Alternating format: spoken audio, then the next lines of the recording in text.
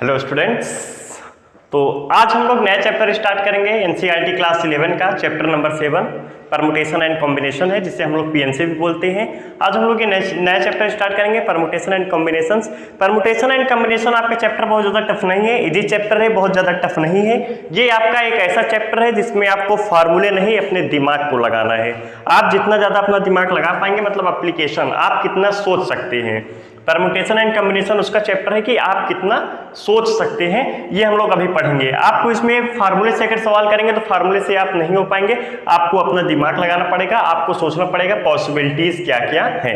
Permutation and combination chapter आपका बहुत easy है, कोई टफ चैप्टर नहीं है। ये माइंडसेट होता है सिर्फ और सिर्फ। Permutation and combination chapter tough है, इसके क्वेश्चंस लगते नहीं है। परमुटेशन एंड कॉम्बिनेशन चैप्टर बहुत ईजी है, कोई टफनेस नहीं है। आप इसको किसी भी तरीके से कर सकते हैं। अगर आप चैप्टर ना भी पढ़े हो, आप इसके क्वेश्चन तो भी कर सकते हैं, बस आपको सोचना आना चाहिए। बस वो अभी हम लोग करेंगे, आपको पता चलेगा।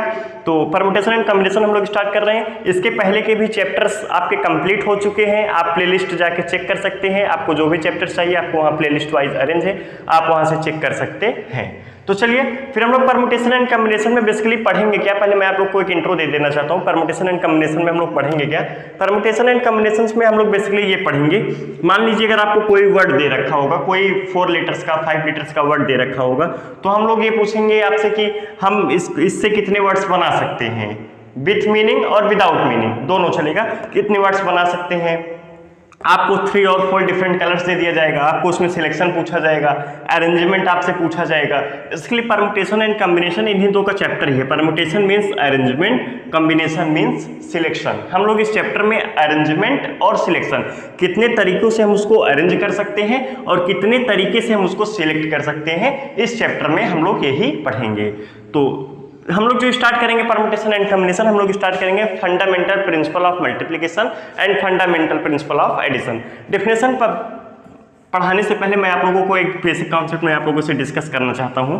आप लोग मान लीजिए आपका ये ए सिटी है और ये आपका बी सिटी है और ये आपका सी सिटी है। ये आपका ए सिटी, बी सिटी, सी सिटी, मतलब ये आपके ए बी सी तीनों क्या है, शहर हैं। आप मान लीजिए ए से बी जाने के 3 रास्ते हैं आपके पास। ए से बी जाने के आपके पास मान लीजिए 3 रास्ते हैं और बी से सी जाने के पास आपके पास 2 रास्ते हैं। अब आप लोग सोचेंगे इस चैप्टर में, पूरे चैप्टर में हम लोग को यही पढ़ना है, वैसे ही सोचना पड़ेगा। ए से बी जाने के 3 रास्ते हैं, बी और बी से सी जाने के 2 रास्ते हैं, तो आप ए से लेके सी तक कितने पॉसिबल वेज में जा सकते हैं।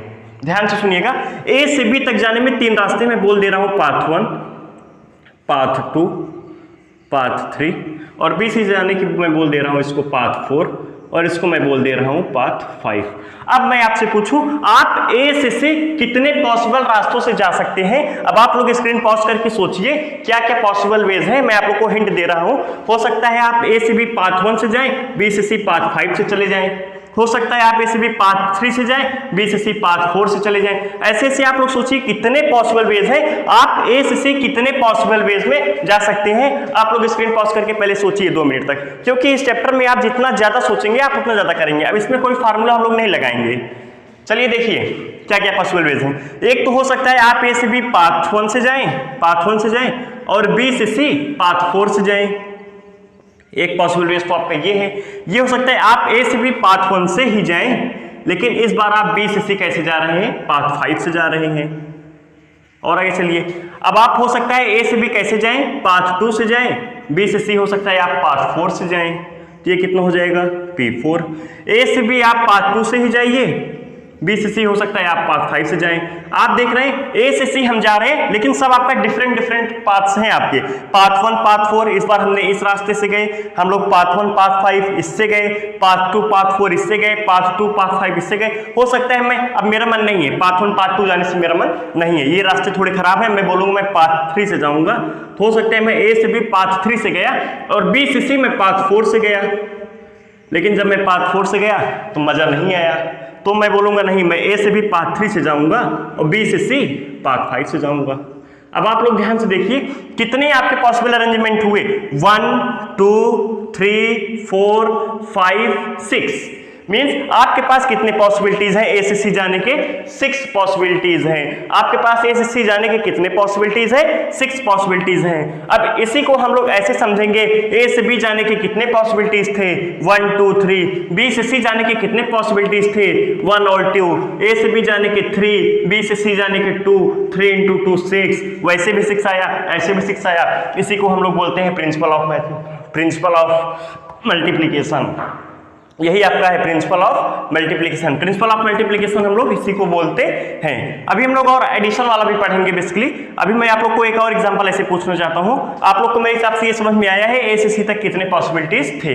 अगर मैं आपसे पूछूं आपके पास व्हाइट 3 बॉल है, रेड के 2 बॉल्स हैं, तो आपको मान लीजिए एक व्हाइट और एक रेड सिलेक्ट करना है, तो आपके पास क्या क्या पॉसिबिलिटीज हैं? आप इसको बोल दीजिए व्हाइट को W1 W2 W3, रेड को बोल दीजिए रेड 1 रेड 2। अब मैं आपसे बोल रहा हूं 1 white ball and 1 red ball, 1 white ball and 1 red ball. And शब्द पे ध्यान दीजिएगा, एंड और 2 शब्द चलेंगे, एंड और। मैं क्या बोल रहा हूं? 1 white ball and 1 red ball. तो आप क्या क्या करेंगे? हो सकता है व्हाइट में WN सिलेक्ट कर लें, रेड में R1 सिलेक्ट कर लें। कोई बोलेंगे नहीं नहीं नहीं, मैं व्हाइट 1 सिलेक्ट करूंगा और R2 सिलेक्ट करूंगा। एक पॉसिबिलिटी तो आपके पास ये हो गई। हो सकता है कोई W2 ले ले, यहां से R1 ले ले। हो सकता है W2 ले ले, R2 ले ले। मींस इसके साथ 2 पॉसिबिलिटीज हैं, इसके साथ भी 2 पॉसिबिलिटीज हैं, इसके साथ भी 2 पॉसिबिलिटीज हैं। W3 R1, W3 R2। इस बार आपके कितने बने? 1 2 3 4 5 6। व्हाइट बॉल सिलेक्ट करने की कितने पॉसिबिलिटीज थी? 3। रेड आप कितने तरीके से सिलेक्ट कर सकते थे? 2। 3 into 2 6 होता है क्या? इसी को हम लोग बोलते हैं प्रिंसिपल ऑफ मल्टीप्लिकेशन। इसी को हम लोग बोलते हैं प्रिंसिपल ऑफ मल्टीप्लिकेशन। आप लोग को मेरे हिसाब से एग्जांपल समझ में आया होगा। आप लोग ये एग्जांपल लिखिए, मैं आप लोग को प्रिंसिपल ऑफ मल्टीप्लिकेशन और प्रिंसिपल ऑफ एडिशन के डेफिनेशन लिखा देता हूं। आप लोग इसको लिख लीजिए।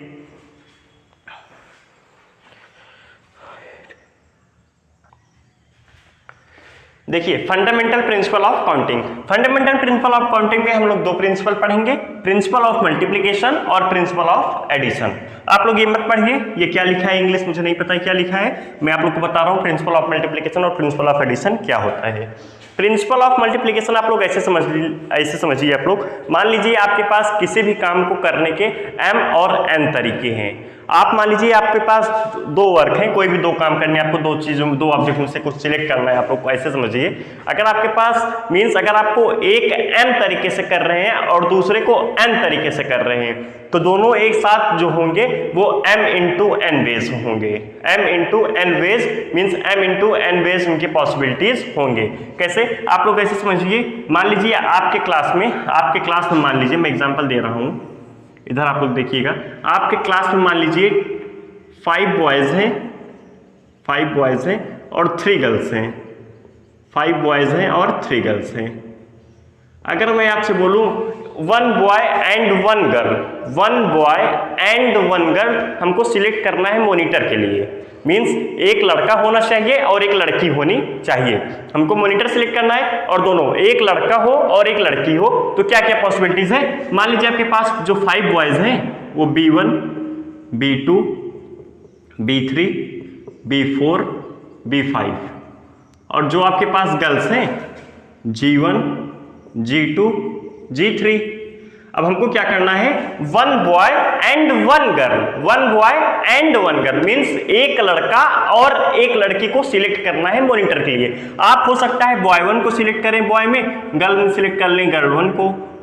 हो सकता है आप B1 के साथ G2 ले लें, हो सकता है आप B1 के साथ G3 ले लें। ऐसे आपके साथ B2 G1 B2 G2 B2 G3 B3, ऐसे आपका B5 तक चलेगा। मींस जब आप एक बॉय को सिलेक्ट कर रहे हैं, आप मान लीजिए B1 को सिलेक्ट कर रहे हैं, तो कितनी पॉसिबिलिटीज आ रही हैं? 1 2 3 गर्ल्स की पॉसिबिलिटीज आ रही है। बॉय में आप मान लीजिए बॉय 1 को ले रहे हैं, तो इसके साथ आप कितने गर्ल्स को ले सकते हैं? कितनी पॉसिबिलिटीज हैं? हो सकता है आप गर्ल 1 को लेंगे, कोई बोलेंगे नहीं मैं गर्ल 1 को नहीं लूंगा, गर्ल 2 को लूंगा, गर्ल 2 मॉनिटर होनी चाहिए। तो बॉय 1 के साथ G2, कोई बोलेगा नहीं G2 नहीं G3, B1 के साथ G3। ऐसे छोड़िए, B1 के साथ तो 3 हो गया, B2 के साथ भी सेम ही कंडीशन है, G1 G2 G3, B3 के साथ भी यही कंडीशन है। मींस 1 के साथ 3 है, तो 5 के साथ कितना होगा? 5 into 3। अरे 1 के साथ 3 पॉसिबिलिटीज आ रही है, G1 G2 G3। हो सकता है B1 सिलेक्ट हो G1 सिलेक्ट हो लेकिन नहीं हो सकता है B1 G2 सिलेक्ट हो, B1 G3, B2 G1, B2 G2, B3 ऐसे से B5 G1, B5 G2, B5 G3। तो आपके पास टोटल कितनी पॉसिबिलिटीज हो जाएंगी? 5 × 3, 5 बॉयज हैं 3 गर्ल्स हैं, तो कितनी पॉसिबिलिटीज हैं? 15। इसी को हम लोग बोलते हैं fundamental principle of multiplication. Fundamental principle of multiplication में आप लोग देखिए दो काम हो रहे हैं, एक बॉय साथ साथ 1 बॉय एंड 1 गर्ल, दोनों को हम सिलेक्ट कर रहे हैं। यही लिखा है if there are 2 jobs such that one of them can be completed in m ways and when it has been completed in any one of these ways second job can be completed in n ways then the 2 job in succession can be completed in m into n ways। ये आपकी क्या है, एक job आपका ये है, एक job आपका ये है। इसका आपके इसमें कितनी पॉसिबिलिटीज है? 5 पॉसिबिलिटीज है। आप 5 में से किसी को सिलेक्ट कर सकते हैं। यहाँ पे आपके पास कितने पॉसिबिलिटीज हैं? 3 में से किसी एक को सिलेक्ट कर सकते हैं। तो फंडामेंटल प्रिंसिपल ऑफ मल्टीप्लिकेशन क्या हो जाएगा? 5 × 3 15। अगर मैं आपको अभी इसी क्वेश्चन में बोलूं, मेरे हिसाब से आप लोग ये समझ गए हैं 1 बॉय एंड 1 गर्ल, ये केस आप समझ गए हैं। अब मैं आपको इसी में बोलूंगा, इसी क्वेश्चन में अब मैं आपसे बोल रहा हूं, आप किसी को भी, आप किसी स्टूडेंट को मॉनिटर के लिए सिलेक्ट कीजिए। अब मैं बॉय एंड गर्ल्स की पॉसिबिलिटीज नहीं दे रहा हूं, आप किसी स्टूडेंट्स को मॉनिटर के लिए सिलेक्ट कीजिए। 5 बॉयज हैं और 3 गर्ल्स हैं, आप किसी एक स्टूडेंट को मॉनिटर के लिए सिलेक्ट कीजिए। अब आप लोग स्क्रीन पॉज करके सोचिए कि क्या क्या पॉसिबिलिटीज हैं। इसके पहले मैं क्या बोल रहा था? 1 boy and 1 girl, 1 boy and 1 girl select कीजिए। अब मैं बोल रहा हूं आप किसी भी एक स्टूडेंट को सिलेक्ट कर लीजिए, चाहे वो बॉयज हो या गर्ल्स हो, बॉयज और गर्ल्स जो भी हो, हमको कोई फर्क नहीं पड़ता, आप किसी को मॉनिटर के लिए सिलेक्ट कर लीजिए। अब आपके पास क्या क्या पॉसिबिलिटीज हैं? हो सकता है आप बॉय 1 को सिलेक्ट कर लें, हो सकता है आप बॉय 2 को, हो सकता है बॉय 3, हो सकता है B4, हो सकता है B5, हो सकता है गर्ल 1, हो सकता है गर्ल 2, हो सकता है गर्ल 3।